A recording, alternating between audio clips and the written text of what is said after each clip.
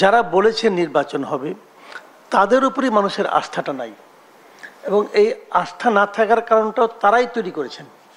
যে অনেক উপদেষ্টা কিন্তু বলেছেন, বলার চেষ্টা করেছেন যে তারা আসলে অনেক দিন থাকতে চান, এবং যেটা রাজনীতিবিদরা 52 বছরে পায় না সেটা তারা করে দেখাচ্ছেন।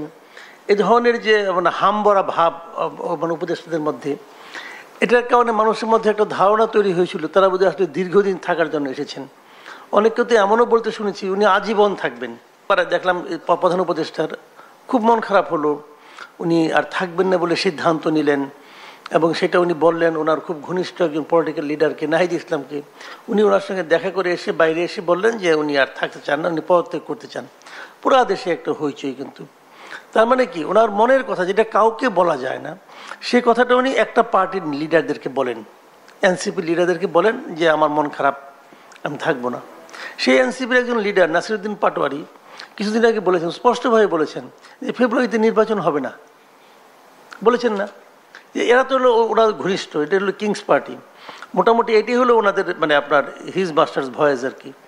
ওনার মনের ভাব এখান দিয়ে বের হয় নানাজনের মুখ দিয়ে। আবার আরেকজন তো প্রতীক নিয়ে আন্দোলন একটা করছে যে যদি ওনাদের ওই প্রতীক দেওয়া না হয়, ওনারা যে প্রতীক চান সেই প্রতীক নির্বাচন কমিশনের তালিকাতেই নাই, ওইটা পয়দা করতে হবে, পয়দা করে ওনাদেরকে উপহার দিতে হবে, দেওয়ার পরে তারা নির্বাচনে যাবে, না হলে তারা নির্বাচনই হতে দেবে না। কে বলতেছে? ওই এনসিপি। তো এই সমস্ত কথা যখন মানুষ শোনে না, তখন মানুষ ভাবে যে এই সমস্ত কথার পেছনে বোধহয় সরকারের একটা প্ররোচনা আছে। তার মানে সরকার এমন অবস্থা, একদিকে বলে আমি নির্বাচন দেব, সবাইকে বলে আমি নির্বাচন দেব, তারপরে এমন একটা পরিস্থিতি সরকার তৈরি করতে চায় যে পরিস্থিতির কারণে লোকই বলবে এই পরিস্থিতিতে আপনি কিভাবে নির্বাচন করবেন।